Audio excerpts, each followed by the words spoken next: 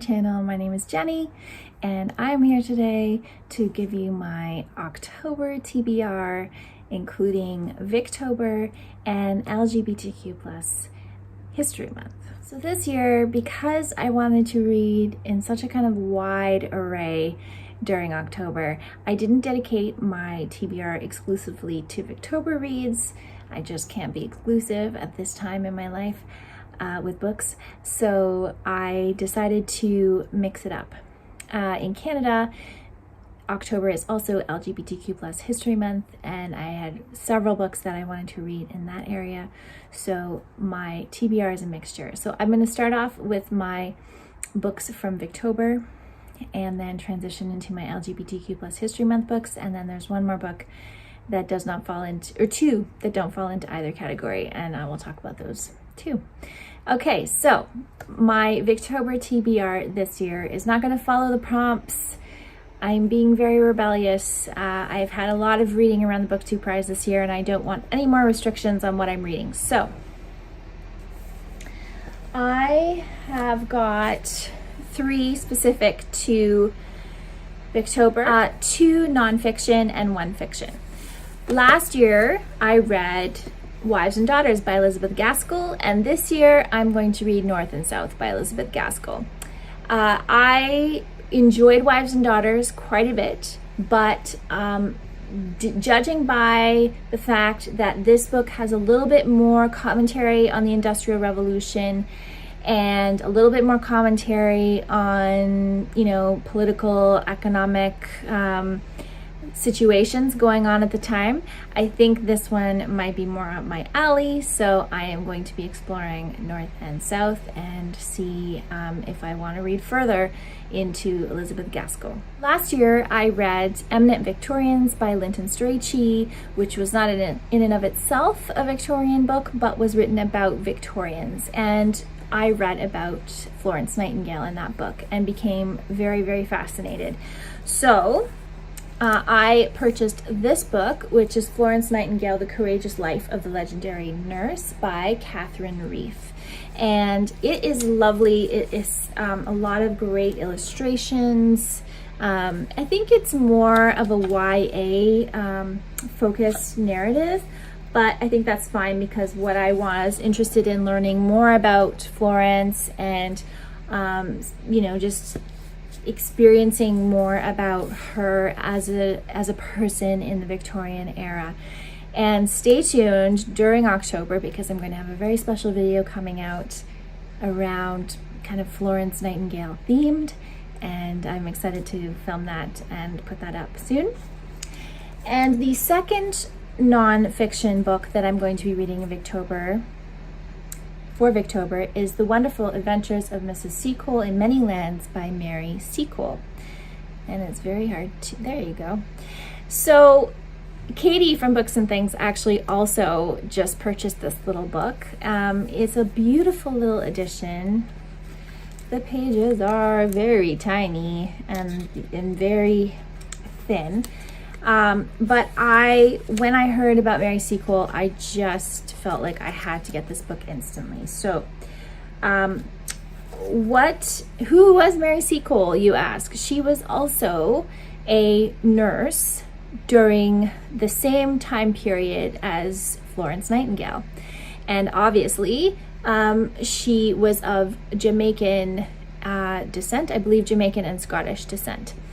And I think that she is now someone who is talked about in British curriculum for children to learn about, but I didn't know anything about her.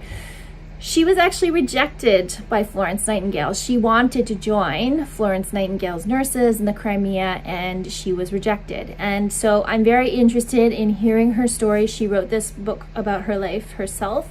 She ran a kind of respite establishment for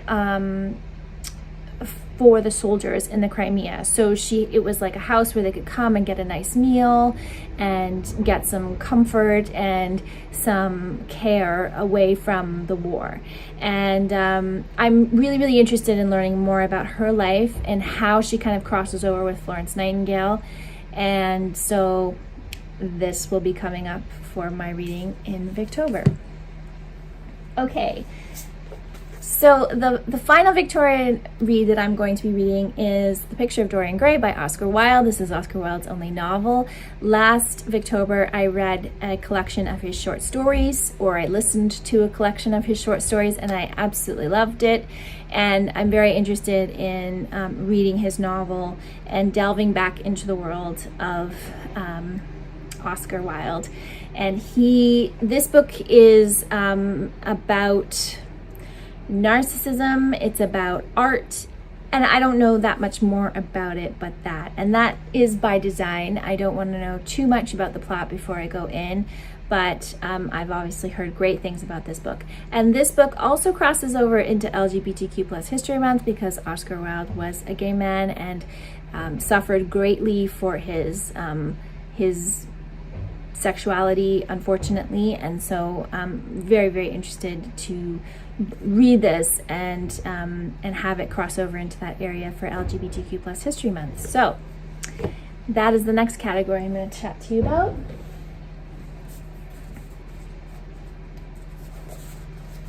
Recently talked about this book in my mini vlog and haul, A Single Man by Christopher Isherwood. This was written in the 1960s, is set in the 1960s in Southern California, and follows George, who is a middle-aged professor at a university, and it follows a day in his life. He is suffering from the loss of his partner, who died tragically in a car crash, and you just are really inside his head. And so this has actually been made into a film that was directed by Tom Ford, and I am reading it because I loved the film so much and want to read the source material for that. The next one I have is Queer Returns by Rinaldo Walcott, and that's essays on multiculturalism, diaspora, and Black studies. So Rinaldo Walcott is a professor and the head of the Women and Gender Studies at a university in Toronto. He is a Black Canadian author, and this is a collection of his essays that follow his research and his work. He is a wonderful advocate for the Black community, and I'm really interested in delving into these essays. I probably will not endeavor to finish this book during October. Instead, I'll carry it over into November for Nonfiction November.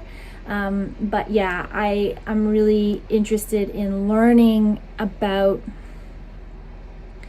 his perspectives on being queer and being Black in Canada, and continue on in my studies of, expanding the array of Canadian experiences that I'm reading. And then my last book that I'm reading for LGBTQ plus History Month is Gender Outlaw on Men, Women, and the Rest of Us by Kate Bernstein. And this actually came out in the 1994. So this is another interesting period in LGBTQ plus history in terms of rights and literature and people writing about their experiences. Kate Bernstein was originally a man and transitioned into being a woman.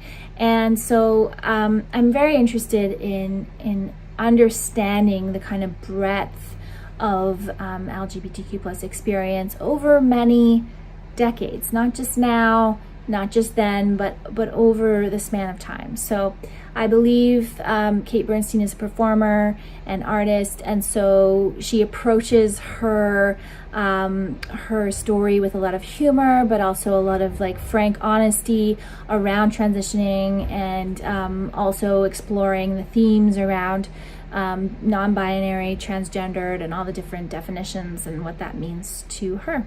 And the last two books on my October TBR don't fit into any of these categories specifically. This is The Reluctant Fundamentalist by Mohsin Hamid. And I read Exit West by Mohsin Hamid a few years ago, and I really, really loved it. And so Mohsin Hamid was one of the authors on my 12 authors that I want to read another work from in 2020. This book follows a Pakistani man who moves to the United States to go to Princeton University and kind of climbs up the ladder of being successful in America. And then 9/11 happens. and there are repercussions from that in his life. And so I'm very interested in reading more Mohsin Hamid and in hearing a story like this from his perspective. And so for my audiobook this month, I wanted to read something that was a little bit spooky, a little bit supernatural, just in honor of Halloween and this time of the year. And so I picked Lincoln in the Bardo by George Saunders. This is a book that follows the ghost or the soul of Willie Lincoln after he has passed away, and he is kind of being fought over in a kind of supernatural way by ghosts, I think. And I really don't want to know that much more about it, but that was the impression I got from the description. And I believe that book won the Booker not that long ago as well. So these are my books for Victober, for LGBTQ plus History Month, and for the other things that I was interested in reading in October. I'd be interested in hearing if you've read any of these books, if you're participating in Victober or not, if you're planning to read anything for LGBTQ plus History Month as well. I would be interested to hear what those are, and I will be back again soon with another video. Thank you very much for watching.